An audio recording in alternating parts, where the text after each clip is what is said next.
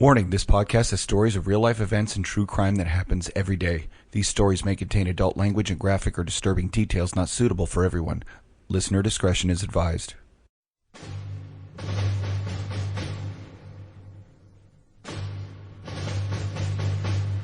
In our society, most people are content to go through their daily lives safely and peacefully. But our society is not always safe or peaceful. For that reason, some men and women answer a higher calling to defend and protect their fellow man. You probably know someone who is one of these people, or maybe you are one of these people. The ones who see and do the things most people would never want to. These things are sometimes heroic and beautiful, but often they are horrific and terrifying. It's these things they don't share about with other people. It's these things they carry with them, so you don't have to. But when they get together, they talk to each other about them. And they call these stories war stories. Welcome to another episode of the War Stories podcast. I'm Tom. And I'm John. And with us in our house studio is Aaron. Hey, guys. You guys will obviously remember Aaron as our firefighter turned ER nurse who's been on several episodes now. And we have an episode, we've got two episodes, this one and our next one coming out that we've been really kind of excited to get to. And I think, Mark, if I'm not mistaken, we've been trying to get this going with you for several months, starting in 2019. Yeah. And unfortunately, a road trip was in the works, and then COVID, like everything else, ruins it all. Everything. COVID ruins everything. And we also have Ken. Hello, Ken. Now, Mark and Ken are here as our guests. We're doing two episodes. Mark and Ken are both Vietnam veterans. And Mark was a Navy corpsman embedded with the Marine Corps. And Ken, if I'm not mistaken, was Army Air Cav, correct? Army helicopter pilot, right? Yeah, okay. So this episode, we're going to be talking to Mark and getting Mark's story. And one of the reasons we have Aaron here is Aaron and Mark share a connection. You've known Mark for how long? Oh, I don't know. Since I was 5 or 6 or 7. I don't know. Yeah, he's my godfather. Since we first played football at a Super Bowl at your parents' house in Saugus. Yeah. His wife and my dad worked together. We expect some hilariously embarrassing stories about young Aaron. There are none. You don't have enough time. So he does. So Aaron, he doesn't know about you being used as a toboggan. Son of a bitch. Well, now we're going to have to find that one out. So, Mark, you what years did you serve? Let's start there.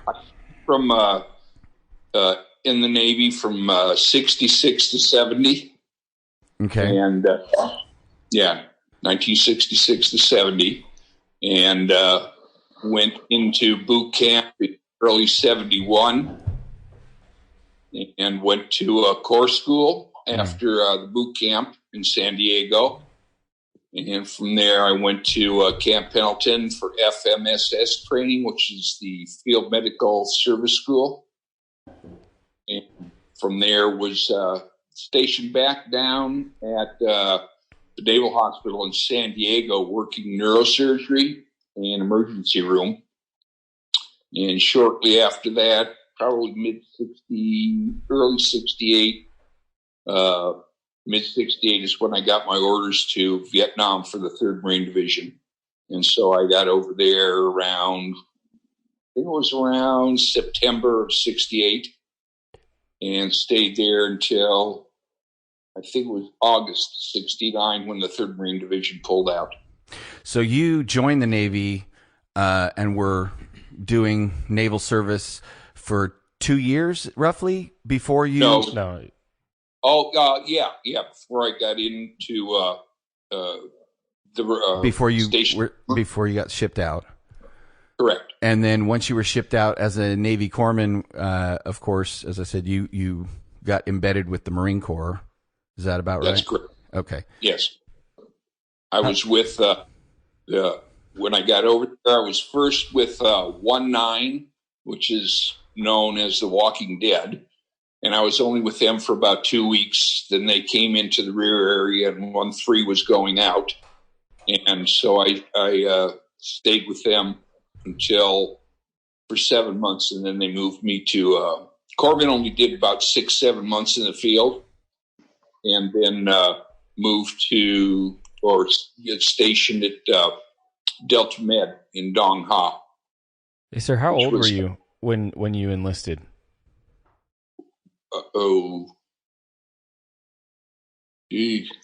18, 19. Wow. I have to 18, I think, when I enlisted. How long was your field medical service training? All that stuff you had to learn. That was about, I think it was 6 weeks. Compared to what they go through now. 6 weeks. 6 weeks to do all that. And some of the shit he's done. Right. Well, I mean, Corps school was, I think, 4 months. And then, they just taught these squids how to use, rifles and how to set a tent up and so on and so forth. And we would bivouac and so on down at Camp Pendleton. And what's it like being a squid among jarheads? It's great. You can't buy it. You can't buy it here. That's won't nice. let you. And they always had me covered. The greatest brotherhood I can imagine. Right, because go ahead. If my understanding is you're like their best friend. You're the doc. I'm still on the pedestal. Right. So you spent then you said it was 7 or 8 months that a corpsman is out in the field. Is that about Correct. right? And then Correct. What happens after you spend your 7 or 8 months out in the field? Where do you go back to? How do you decompress from that? They move you to a medical battalion in the rear, where you may be doing ER or surgery, assisting in surgeries, doing triage. The 3rd Marines had what was where I was called Delta Med or D-Med, which was a hospital in Dong Ha, which is way up north. And it was built by the Seabees. And primarily we took care of the Marines and anybody that was wounded to get sent down to either Da Nang, to the main hospital in Da Nang, NSA Da Nang, and then we at Delta Med had a great number of the indigenous people. They would come in for sick call, hurt children.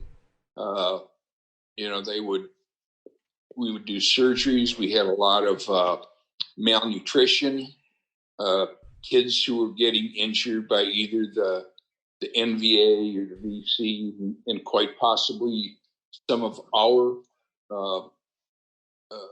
artillery rounds, or they would take the jet fuel and lanterns or make stoves or whatever, and it would blow up. And so we would end up with the kids. And at Delta Med, I was in charge of the intensive care unit, and we would have maybe 3-4 kids to a bed. And we had some serious injuries. And I've always wondered what happened to, how those kids ended up growing up. It's interesting because that's something, John, we've talked about on your episode. Was I don't think a lot of people really realize how much of what our military does overseas involves humanitarian aid and the treatment of children and indigenous people and stuff like that. Because we're there trying to defend them, and if they get hurt, we're going to help them out with their injuries.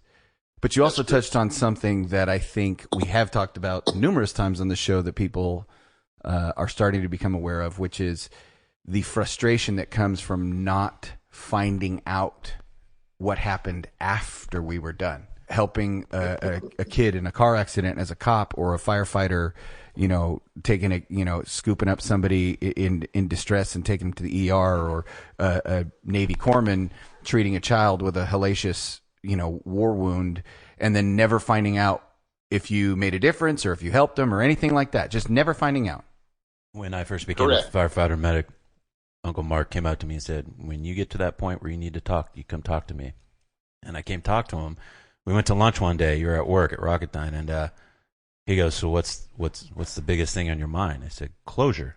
I said, "I don't get any of it, and I keep wondering what happened to all those people." So it's a big deal. Yeah, you're right, Aaron. It really is. And they were wounds, injuries, and things that I had never even thought about. We would go in surgery and have, I remember this one boy, I don't remember his name, but we did surgery on him for 8 hours, maybe a little more. And he ended up with worms, 37 worms out of his intestines. Wow. It was just, malnutrition, and we had a lot of children that were burned, like I said, from the heaters they would make up, or the stoves that they would use the JP4 jet fuel for, and it would just blow up, and a lot of burn patients. Yeah, Coleman camping fuel and jet fuel are two very different animals. Yeah, right. So, I think the year before I got to Dong Ha, they had they had big bladders with JP4 fuel in them, and the enemy, sent in rockets or whatever, and they just had these huge bladders full of fuel, and it all went up, and it was a mess. Yeah, and a lot of that stuff isn't even on purpose. It's a shitty accident, and there's nothing you can do except treat it after the fact. So that's right. Well, the floor is yours, Mark, and we're very privileged to have you here. And Ken, we're very privileged to have you here as well for your episode. So, Mark, whatever you'd like to talk about, the floor is yours. Okay, thank you. It was. Let me start by the training that I received in Corps School, which was all encompassing and very quick. We had pharmacology, anatomy, physiology, but I think the most part, or the most helpful, was when we would pull duty in the ER. And like I said earlier, that I worked on neurosurgery, and we had a lot of the patients that had been wounded in Vietnam over there. I remember a couple of them, some really stick in my mind, and trying to rehab them to where they were going to be able to have as normal life as they could. I recall this one gentleman, his name was Alan Horning. He kind of reminded me of a Greek god, about 6'4", steely blue eyes, and he had been wounded in the head, and he had turned into like a child because of that. And trying to rehab him, as some of the other ones, we had patients who, a lot of quadriplegics. And like I'm saying, this is at the Naval Hospital in San Diego before I went over. So you were treating battle wounds before you even went overseas. Oh, yeah. Right. That was like our internship. Wow. Many paraplegics, many quadriplegics. We had people like I was telling you about Alan, and his nickname was Pepper. I don't know where he got the name, but you'd ask him why they called him Pepper, and he would say, because he's hot with the women.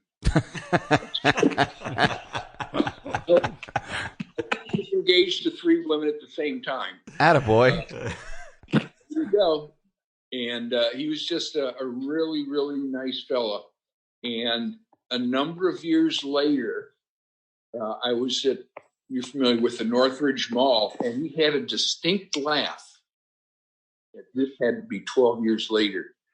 And I heard this laugh, and I went looking for him, and he was over with his caregiver. And he couldn't remember me, but I knew him right away. And it was just good to see him getting on as best he could. And so it's so many of the people, patients, like you had mentioned earlier, you just never know what happened. You would remember, and I'm going to skip around here, the fellows overseas that were KIA. I've done a lot of research and have found their names on the wall, doing research over the internet. The ones I don't remember are the ones that I was able to help because they were wounded in action. You get them and you patch them up and you get them choppered out. But I can't remember one name out of all those. Wow. It's interesting that your brain will focus on the ones you couldn't help as opposed to the ones you could. But it's such an interesting thing that we find it's always harder when you can't do anything, when you're powerless. I think that's... And it took years of research to try and come up with some of the names that I could not remember.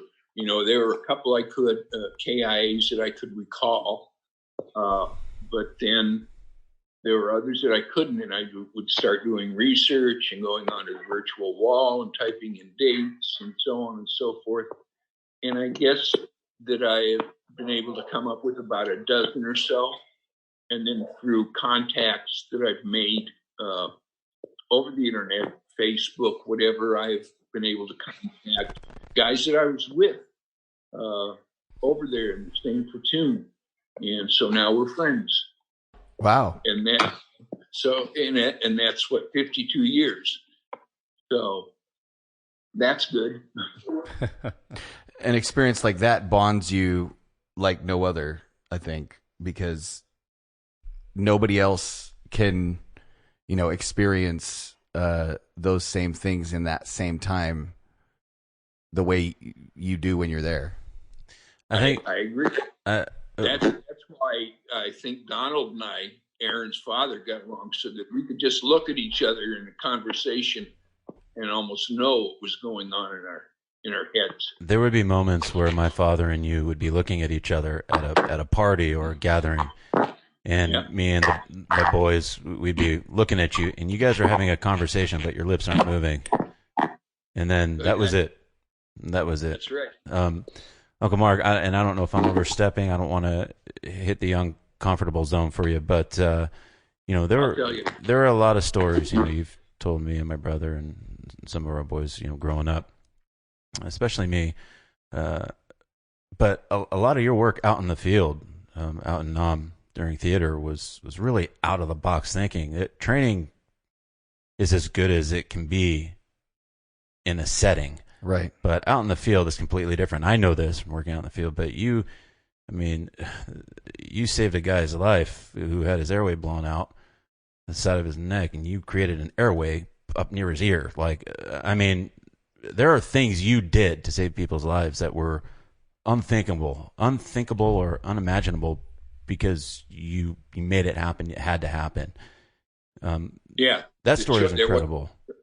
You had to do what you had to do. It was like used to keep the cellophane from the cigarette packs we get in our ski rations, so we could, if somebody had a sucking chest wound, you had to plug it up. That's used. So I had pockets full of old not saran wrap, but cellophane from the cigarettes we used to get in our sea rations, and used to carry needles. Big gauge needles. So if you had to do a trach and you didn't have a number 10 blade, you started an airway or you did whatever you had to do. And sometimes you were successful and sometimes you weren't. Right. But it sounds like, similar to a lot of things in the first responder and military professions, the academy, the basic training, the fire academy, the police academy, all these prepare you for how to A, stay alive, and B, the nuts and bolts of doing your job. But the real learning and the real work begins when you get with your FTO in a police car or out into the field with the guys doing it for real, or in the air, inventing ways to do things, because, it's like the old expression, have a plan and then have a backup plan, because your first plan's never going to work, and then have a second backup plan because there's only a 50-50 shot that your second plan's going to work. Yeah. Before when I was in basic and when I was in the police academy, both times, I've heard it both times and it's absolutely true. You're given a base to stand on and then throw everything you learned out the window, because reality is going to hit you, in the street or on deployment, or with a 2x4. With a 2x4, and you're going to really learn how to take care of business and do what you need to do. But at least it gives you a base to stand on, or at least start at a starting platform. Well, and what I learned quickly, for an example, is you had your Unit 1 bag, which had hemostats and scalpels and a little bit of silk for suture, and I never had enough battle dressings, and so you make the Marines carry them, and then I would I'd get the bandoliers that the grunts were carrying their ammunition in, and I would stuff those with when they give me the empty ones, I would stuff those with battle dressing. So I look like Pancho Villa. Well, it's funny. It's I was told by an elder statesman police officer who trained me to get a tampon and a maxi pad. And they said, if you take a bullet wound, you shove the tampon into the bullet hole, and then you cover it with the maxi pad. And that's right.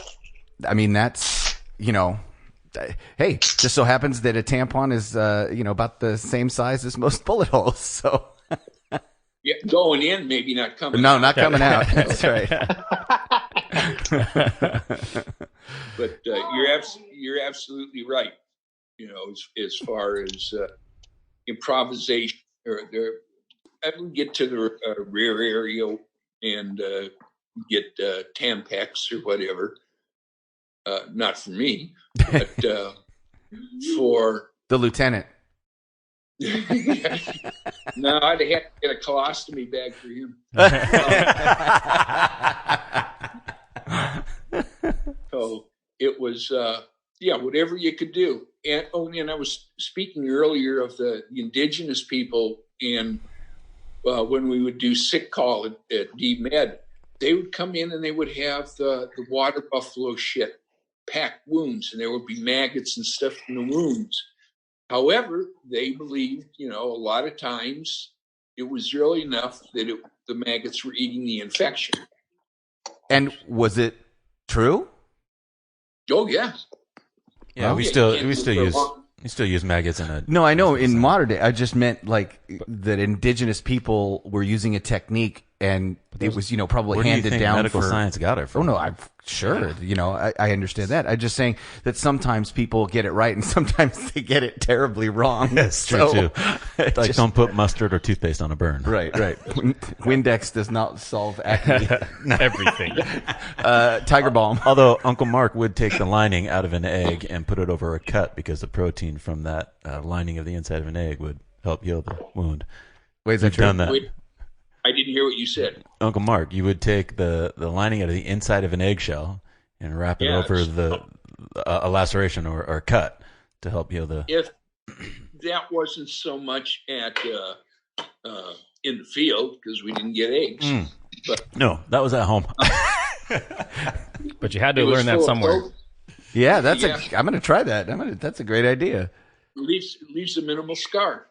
Wow. So when you're out there, I mean, do you think this stuff up, or is there somebody out there saying, hey, if this happens, here's what I found? Is it a combination of the two? Is it more one than the other? Because if you're embedded with Marines and you're the doc and their job is to kill and your job is to keep them alive, I mean, I would imagine that's a full-time job, and sometimes it's more work than one person can handle. We would have, in a platoon, usually 2 corpsmen. And a platoon would be 30 to 40 guys. And sometimes there was times where I was the only corpsman in the platoon. Guys would either rotate out, or the corpsman would get wounded, or for whatever reason. And that would, you're right, put an inordinate amount of stress on who was ever there. I forgot what I was going to say.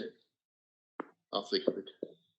Well, you're talking about how you had to invent a lot of techniques, but how many of those techniques were stuff that corpsmen before you had already experienced, and how much of that was you just winging it? Probably came to about 70-30. The corpsmen you were with were very good in sharing the information, what they found out worked, the alternatives to whatever treatment you might be called on to give in the field. So, everybody worked together. Everybody really worked together and passed that information down. Sir, I have a question, maybe, and this can maybe apply it to both of you. And this is talking more about the actual warfare itself as it pertains to jungle warfare. And I've spoken to Vietnam veterans before. I've spoken to World War II veterans before, and sharing stories, they think I'm crazy as hell for doing the type of warfare I did in Afghanistan. And on the reverse side, I hear you guys talking. I'm like, you guys are insane. Like, you guys did some wild, wild things. Even the World War II guys are like, yep, I'd never done that. But I'm like, you just parachuted out of a fucking plane, getting shot at by God knows what, everything known to man. Like, are you serious? And this comes from 101st Airborne right here. So, how do you guys, what's your guys' thought on that stuff? The different types of warfare going on, or did you ever think of it that way? From what I'm not sure what Afghanistan is like. Ours was strictly jungle, right? So you didn't know, a lot of tripwires, a lot of booby traps, a lot of punji pits. However, those were, from what I've learned, those were mostly south, the punji pits and stuff like that. But we would run into tunnels or the spider traps, which are, somebody would dig a hole, the enemy would dig a hole and then just be down there. And that's why you stayed off trails, because they could pop up and take several people out. But the swinging tree branches with the stakes in them, saw some of those. Most of the booby traps that we saw up north were explosive devices. We just call bouncing betties, and they would take what was it? There was one that was called, and I don't remember what it was called, but it was like a piece big enough to put your foot in. It was a hole, and what they would do is they would put spikes there, and then when you step on it, you get the spikes in your ankle, and you pull your foot up, and they would have a grenade attached. So you pull the pin. It's like a bear trap with an explosive. Ugh. Yeah, and take out several guys. And that was always the thing, is if they could take out and wound more, they'd take you out of the fight. A KIA was that was one person, but if they would be able to take out several because of this, right? It's disrupting your entire movement. Yeah. Yeah. Wow. Exactly. And we would run into, I recall this one time, I don't remember when, but we had found some tunnels. And so some of the Marines went down there, and we went down there, and they had a whole hospital set up down. Wow. And there somewhere they drove a truck in, not where we were, but they had the cot and bloody dressings around. So we got there, and they had left, I'm going to say, probably a day or so prior, but you always had to go down and check that stuff out. Right. Real quick, I know there are a couple stories, Uncle Mark, and I don't know if you're willing to talk about one, but a lot of people know, corpsmen and medics and stuff are out there to make sure that they help everyone else. But there are a couple stories where I think you were embedded with a platoon that, just got blown to pieces. And I don't know if you were the only survivor, but in a million years, did you ever think you were going to have to fix yourself up? Because I think there's a story where you had to take care of yourself when you woke up and get out of there somehow.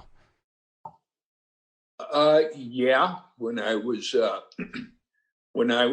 wounded, it was a mortar rocket attack or whatever. We were near the Z, and whatever it was, I got hit in the head. And I remember laying there in the dirt, wondering if I was dead. And something told me if I could wake up, I knew I wasn't dead. So, yeah, you just don't know. That's a surreal moment, because I remember when we got shot at from 3 or 4 feet away, and we weren't expecting it. And then, the altercation's over, and we cross territory, and we get back to a safe location, and we're being spoken to by SWAT guys, and they look at us and go, "Are you guys hit?" And my partner and I, we were wearing jeans and T-shirts, and we looked at each other, and we realized neither one of us knew. And it was the most bizarre moment of pulling up each other's shirts and turning around. We looked like a couple of grooming monkeys behind a SWAT truck, poking at each other, looking for bugs, because we didn't know. And it struck me as very odd in the moment that how could you not know? But yeah, I didn't know. Yeah, there were times where somebody would get wounded, and they wouldn't know where. And initially, you would look for blood, or whether they were conscious or not, or whether they were making sense or not. And then you just have to do a quick physical on them. So how do you do that on yourself? Like, as Aaron was saying, It hurts. So you're saying it's not fun. It burns at first.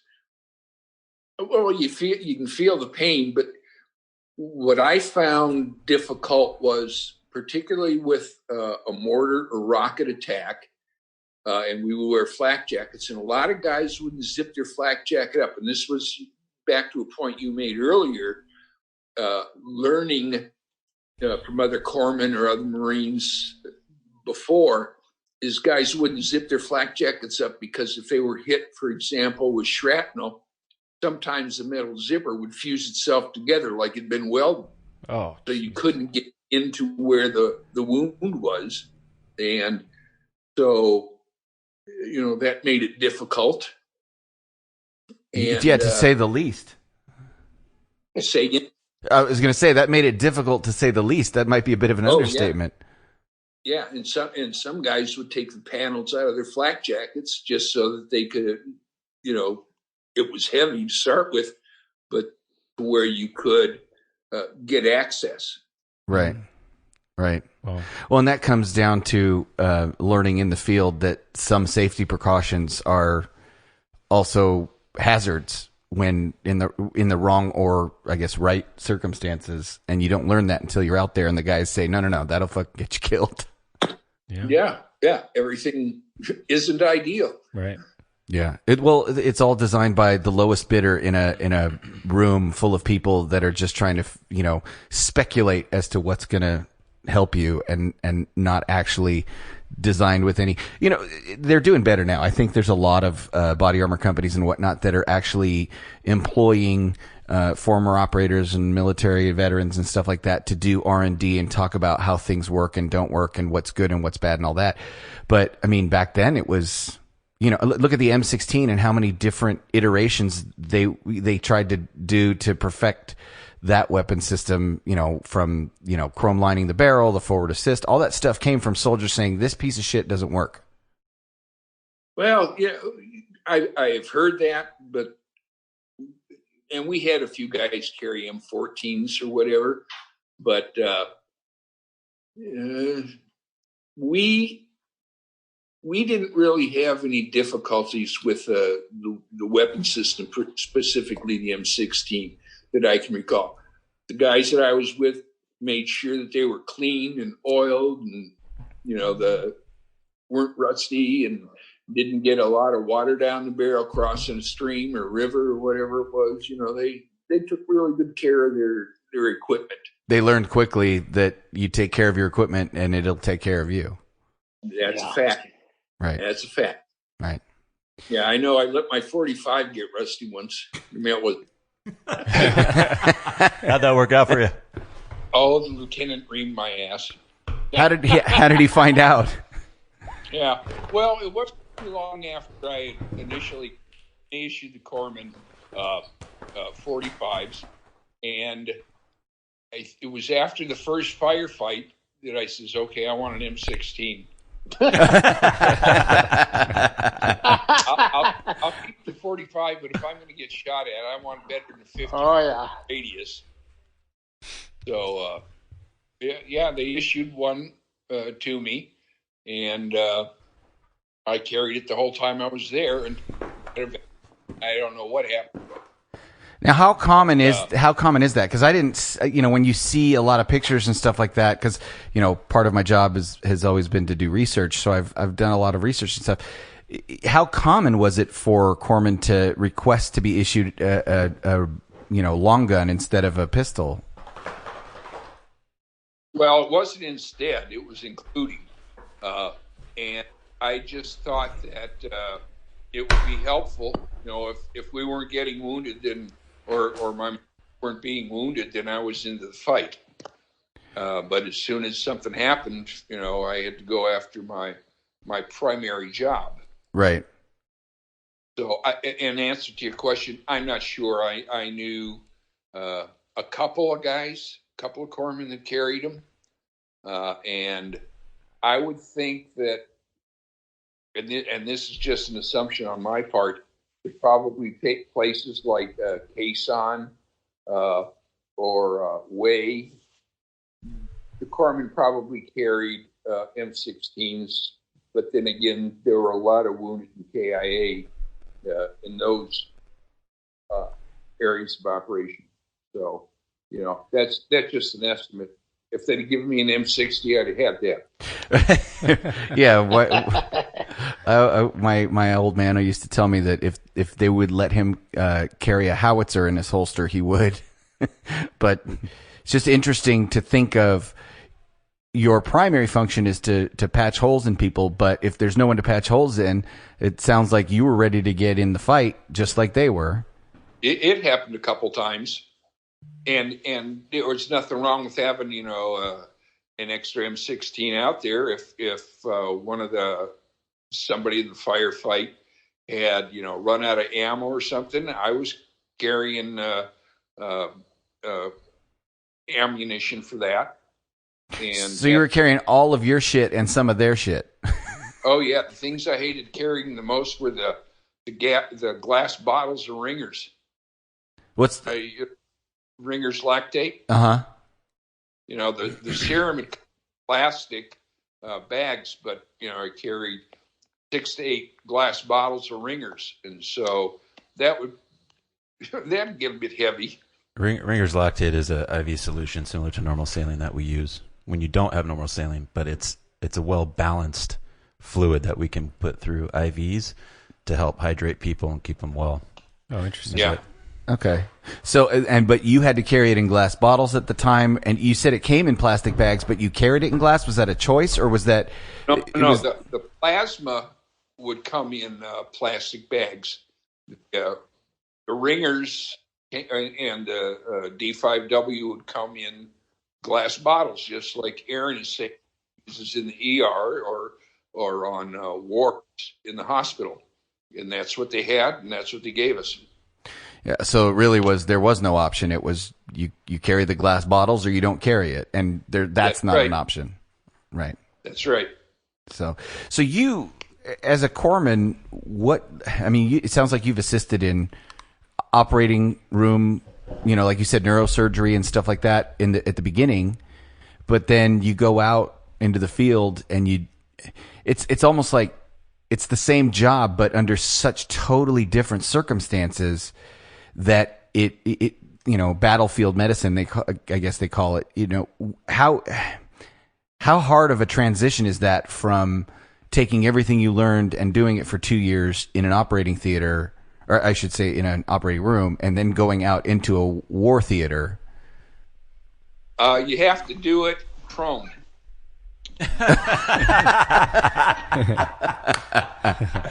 with your back side up or your front side up? That's right. It's and I'm only half kidding about that.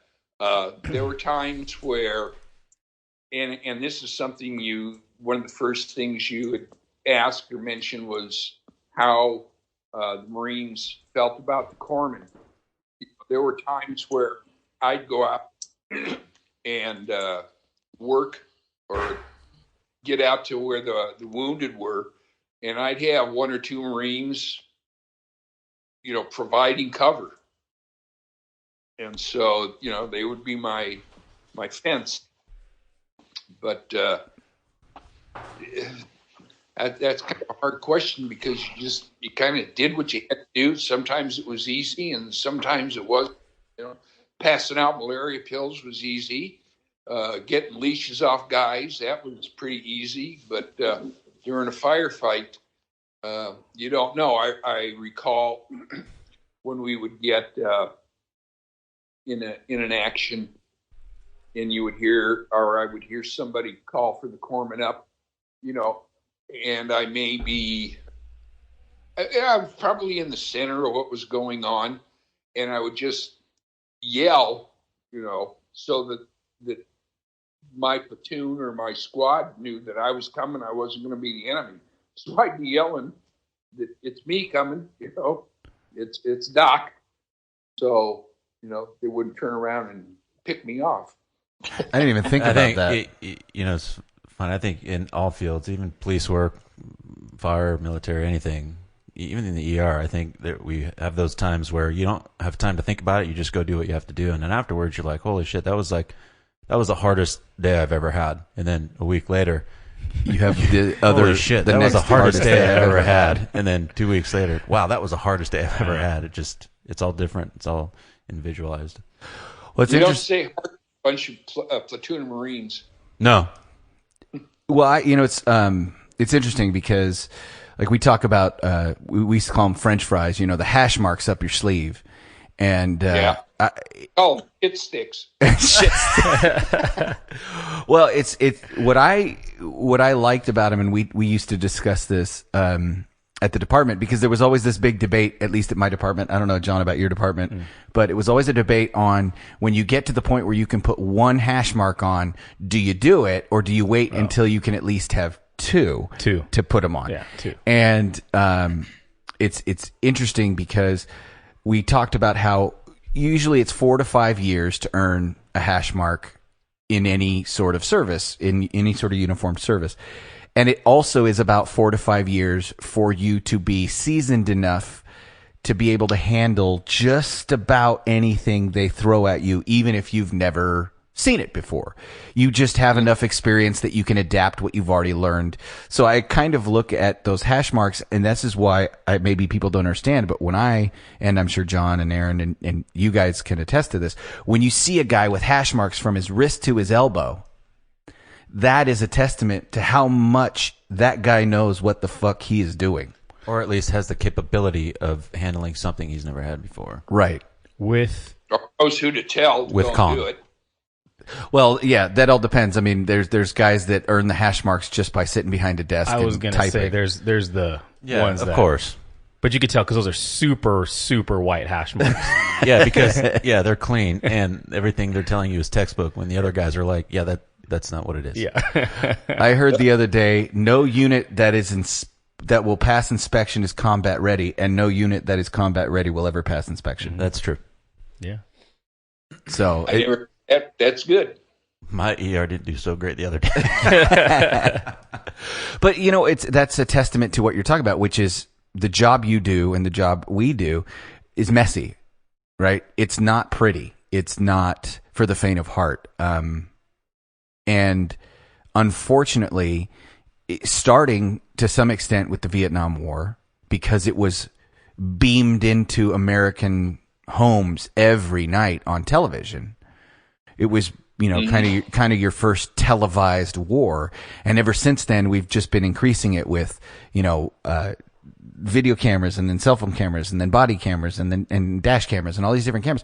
So the ugliness of law enforcement, the ugliness of the war, it's being experienced in this kind of armchair quarterback way, where these people are making judgments based on what they see, and they don't possess the ability to sit back and go, time out, I wasn't there. I don't know. Let me talk to the people who actually were there.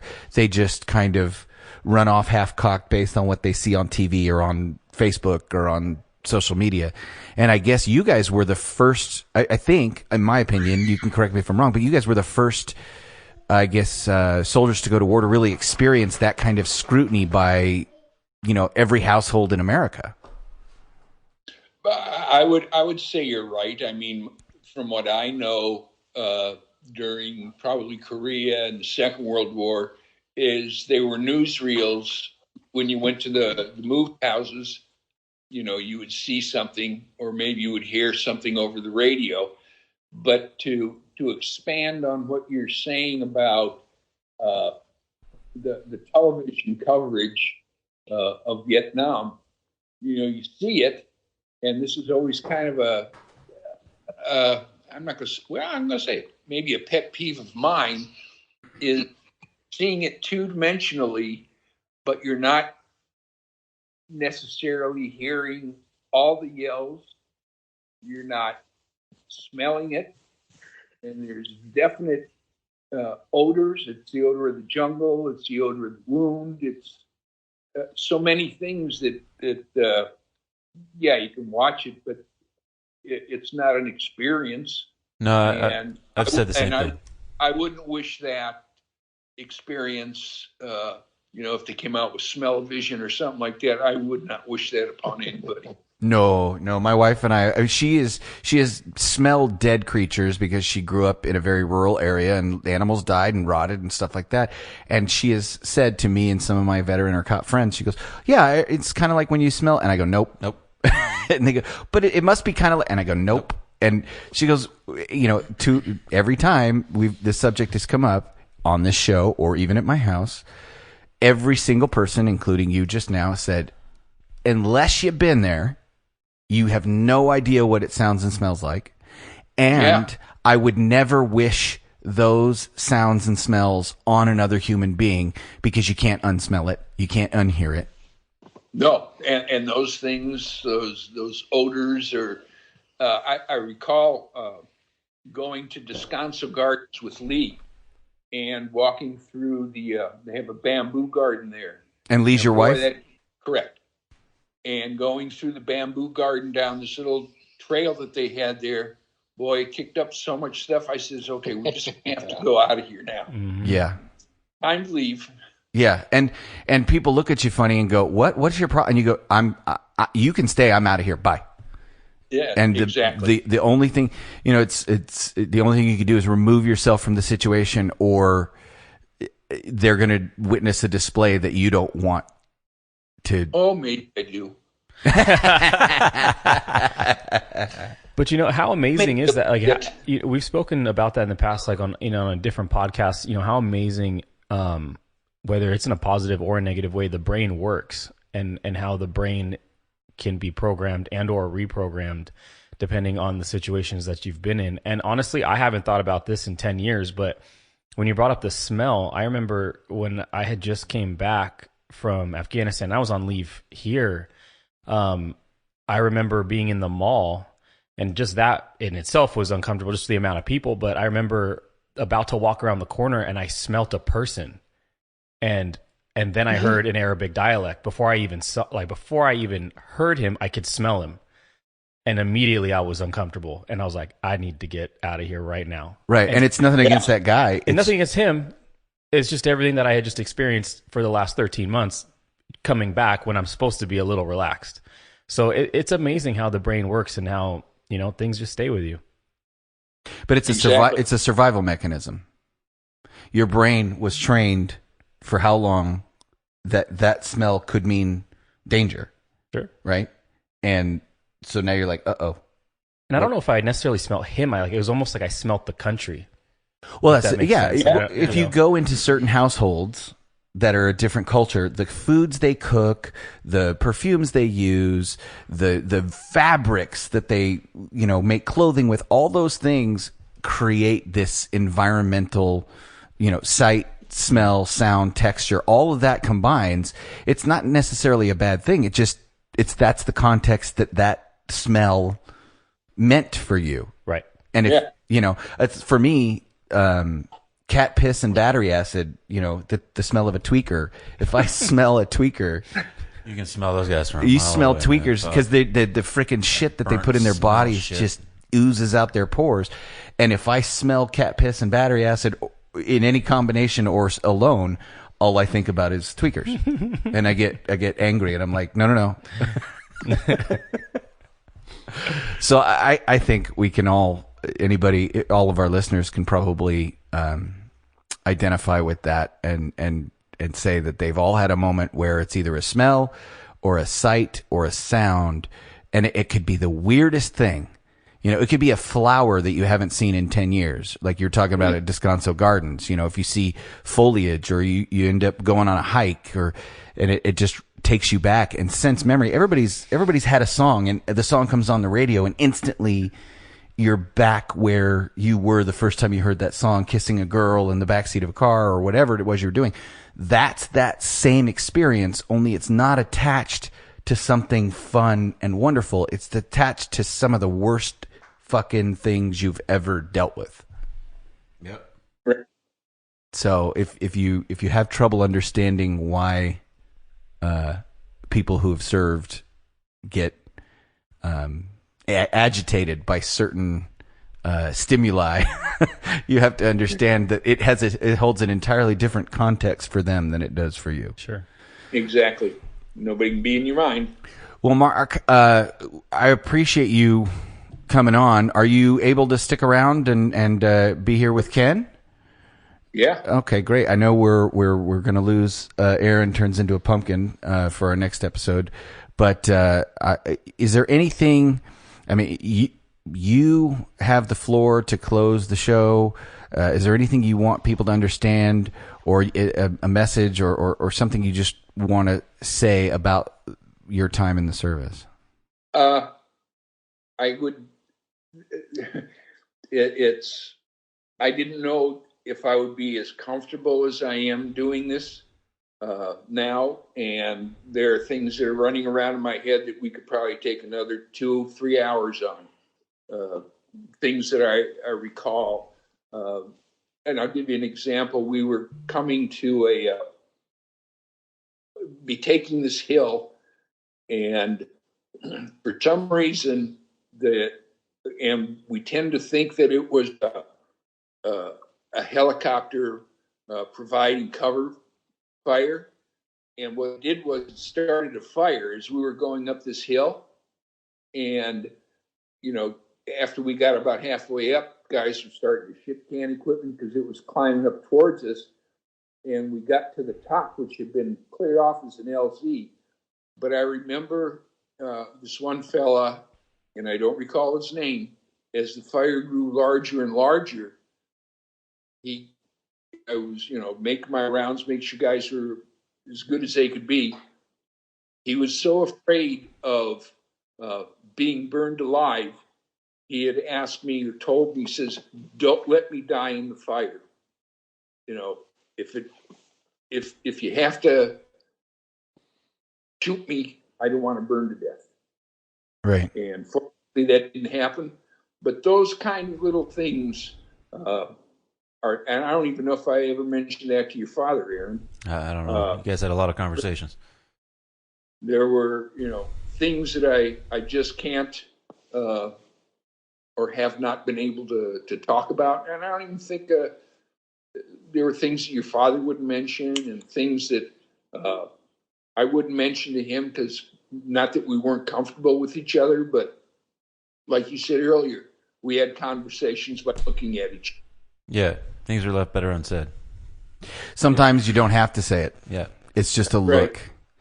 Well, right. Mark, normally every episode, we try to dedicate every episode to a brother or sister, and we usually give the guests carte blanche to pick whoever they'd like to dedicate the episode to. But I'd like to do something specific in this case, because I've got both you and Aaron here, and I was hoping that you guys could dedicate this episode to Don. And Aaron, if you might talk a little bit about Don and about his connection to Mark and kind of how this all, because without Don, we wouldn't be here with Mark right now. Well, I think my father, he was with the 3-4 Marine Corps. Yeah, did 2.25 years, 2.5 tours, in Vietnam. And my father was very particular about taking care of their corpsmen, their medics. And even though my Uncle Mark and my dad never saw each other in country, I think that understanding and that mutual respect, which was never spoken about, just always understood. I think that's why they got along. Plus, they should have been separated multiple times. I think. All good soldiers should probably have been separated multiple times. But, there was always a connection. My father, once a Marine, always a Marine. And I think that holds true more than people understand. And there was a true love between Donald and I. And we just knew it. Having him go to see the wall for the first time with me, and then do a couple of the reunions. There's stories about that, and he was. If he'd been a girl with boobs, we'd have been married. I think the brotherhood between Uncle Mark and my father was unique and special. No one could understand. Prior to my father's passing last year, he wasn't really he couldn't communicate. He couldn't do anything on his own, and so we would bring him out in the backyard during parties and stuff, and he would just sit there, and he was able to see and comprehend what was going on, but he couldn't do anything. But you can bet your ass that whether it was 2 hours, 3 hours, or 6 hours, there was one guy who always sat next to my father and didn't move. Conversation didn't need to be had, just the knowing of him being there, and that was Uncle Mark sitting next to my dad. And you'll see in all the pictures that those two were inseparable. They were always, they always had each other's backs, always. And that's right. That will never change, not to this day. Well, I wanted to dedicate the episode to Corporal Donald Bilski because, my folks, I don't know if I've talked about this. My folks split up when I was a kid, so like a lot of kids in the 80s that were bouncing around from place to place, you'd find friends whose parents were still married, and you'd learn what you could from them. And I learned a lot about being a man and being responsible, and about a heart for service from Don. So because I have Uncle Mark here and because we have Aaron here, I thought we would dedicate this episode to Corporal Donald Bilski, USMC, 2.5 tours. Didn't have to go back, but did. No, he did his first tour, came back, and then volunteered and went back again. much to your mother's dismay. Well, I was going to say the same thing. Yeah, and Mickey's a fiery redhead, so Don was risking death by Mickey, not by. It was a lose-lose situation. Yeah, exactly. So, well, again, Mark, we appreciate it. Thank you, Aaron, for being here. And until our real quick housekeeping. Follow us on Facebook. You can follow us on Instagram. Check out our new midweek podcast, the Locker Room Podcast, which is just current events and issues facing men and how it is to be a male who's willing to fight and who's willing to say the truth and who's willing to stand up for what he believes in a world where truth and standing up for things doesn't exist. So, and we're actively posting about all that stuff, so please keep up with us on the social media. Yep. I know we just recently posted again about the gold coins that we have that you can always trade in when you see us. We're doing it. We have people hitting us up all the time, but you got to see us in person. That's right. There's no cheating. You have to see one of us in person and say, "Hey, I know you," and then challenge us with the challenge coin, and our gold one is yours, and we'll swap it for your pewter one. So, and they are gold. Yeah, they're gold. They're legit, like 14 karat gold, not solid gold. But So if I present a challenge coin, you'll give me the gold one? do you have a challenge coin with you? No. Well, then because no. the answer, if I counted, the answer would have been yes. But cheating, I think. in fact, I want to get, if we can, I'm going to get addresses for Mark and for Ken because we want to send you guys some stuff. But Aaron, thanks for being here. I know you got to go. Me, Uncle Mark, I love you, old man. And until our next episode, come home with your shield or on it.